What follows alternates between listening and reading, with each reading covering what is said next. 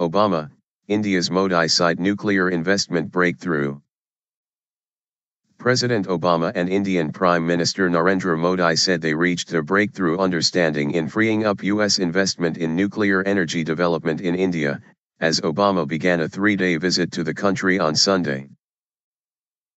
Picking up from a stalled 2008 civil nuclear agreement between the two countries, the deal would allow U.S. firms to invest in energy in India, and resolve a dispute over U.S. insistence on tracking fissile material it supplies to the country, and over Indian liability provisions that have discouraged U.S. firms from capitalizing on the agreement. The White House said the understanding on India's civil nuclear program resolves the U.S. concerns on both tracking and liability. In our judgment, the Indians have moved sufficiently on these issues to give us assurances are resolved, said Ben Rhodes, Obama's deputy national security advisor. As Obama began his second trip to India, a first for a U.S. president, both he and Modi said they hope to reach other agreements on defense, trade, and environmental issues. USA Today. Right-wing Hinduism surges in India as Obama, Modi meet. During a news conference with Modi, Obama said the political vacuum in Yemen hasn't affected U.S. counterterrorism operations in the country. Shiite rebels overran the capital Sana'a last week and President Abed Rabo Mansur Hadi and his ministers resigned. Obama also said his administration is deeply concerned about the latest violence in eastern Ukraine, and that he'll keep trying to isolate Russia and will examine options short of military conflict with Russia. Your election and your strong personal commitment to the U.S.-India relationship gives us an opportunity to further energize these efforts, Obama said. Barack and I have formed a bond, a friendship, Modi said. We can laugh and joke and talk easily on the phone. The chemistry that has brought Barack and me closer has also brought Washington and Delhi closer. President Obama and Indian Prime Minister Narendra. President Obama began a 3-day visit to India on Sunday. Obama and Indian Prime Minister Narendra Modi waved before a meeting in the capital, New Delhi.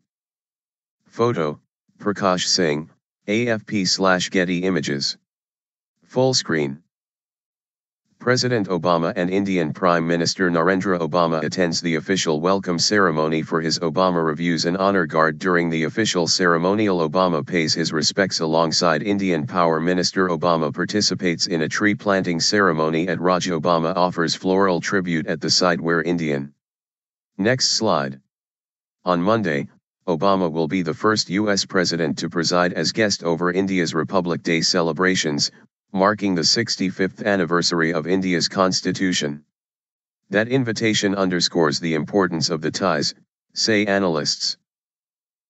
This is a very symbolically significant event. It's the biggest invitation India has to offer to a foreign head of state, and in the past India has been wary of inviting the United States given that the two countries have not always had the warmest of relationships, said Sanjay Kumar, a political scientist at the Center for the Study of Developing Societies in New Delhi. In one instance, at least, America declined the invitation as well, he added. So it's a huge achievement for Modi to get such a powerful leader as the presiding guest. It symbolizes the beginning of a friendlier chapter between the two nations. It's also symbolic of a new post-Modi era in India's foreign policy. At the beginning of the visit, Modi broke protocol to personally welcome Obama with a hug as he disembarked from Air Force One in New Delhi. The warmth of this relationship between the two leaders, which was on display on Modi's September visit to the USA, has been a source of surprise for many commentators in both countries. Obama later walked in his socks into a walled courtyard to lay a large white wreath at the site where Mahatma Gandhi, the father of India's independence movement, was cremated, and then shoveled dirt and poured a pitcher of water around a young tree planted in his honor at the memorial. As Obama and Modi opened their talks Sunday, the Prime Minister presented the President with a copy of a 1950 telegram from the United States congratulating India on the adoption of its constitution. Modi was banned from the USA for almost a decade over his alleged role in permitting the massacre of 2,000 Muslims when he was the governor of Gujarat in 2002. Obama lifted the ban last year after Modi took office, and the September visit began warming up ties that had been strained for years. Forging deeper ties between our two nations has been a key part of my foreign policy since I took office, Obama told India Today weekly magazine. It can be one of the defining partnerships of the 21st century. Part of that is due to India's surging economy, say analysts. Since taking office, the Modi administration has focused on economic progress and fulfilling the Prime Minister's campaign pledges of downsizing India's notoriously bloated bureaucracy, curbing widespread corruption and strengthening overseas trade. While it is too soon to tell if the reforms are taking root, the World Bank and International Monetary Fund recently predicted that India would surpass China as the fastest growing economy in the world in the next 2 years. Analysts said the trip won't yield everything the US is looking for. It's unclear what the two will achieve. The nuclear liability bill is a given, but on broader, more crucial issues like cross-border terrorism and Pakistan, President Obama is not in a great position to offer India anything on that front, said Kumar. He is not as strong as when he last came to India 5 years ago, and besides, America may not want to discuss a third country at this stage. New Delhi prepared for the event for weeks, and locals said they were pleased about the visit's impact. It's very exciting. They have fixed the road and whitewashed all the buildings near my school because President Obama will take that road, said Rishama Patil, a school teacher. Everything is looking perfect, first class. He should come more often. The chaotic streets of the city were cleared during the visit, with security forces visible at roadblocks and along the route the president was to travel from the airport. Some said they hoped security in the country would improve. I will be on duty around the clock. The entire police force has been mobilized in Delhi.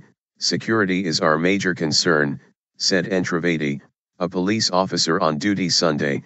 It's common in India to have an initial as a name. I am too small a fish to want or expect anything from the President of America, but if he can do something about all this terrorism from Pakistan, that would be helpful for us. In a phone call from India on Sunday, Obama offered his condolences to Japanese Prime Minister Shinzo Abe after an online video purportedly showed that a Japanese hostage was murdered by the Islamic State group.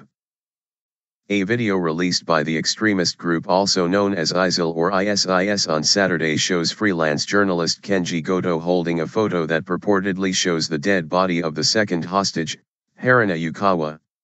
High on Obama's agenda with Modi is progress on getting heavily polluted India to agree to curb carbon emissions. White House officials hope the surprise climate agreement the US struck with China in November might spur India to take similar steps, though that's unlikely to happen during Obama's visit. Obama is cutting his trip short to go to Saudi Arabia on Tuesday to pay respect to the royal family following the death of King Abdullah. In doing so, the White House had to cancel a tour by the President and First Lady of the Taj Mahal, the famed white marble monument to love in the city of Agra. On Saturday, India's Communist parties held a protest march and burned an effigy of Obama, voicing fears of a US domination in economic, nuclear, and defense ties with India. Barack Obama, hands off India, chanted nearly 100 protesters during their march in New Delhi.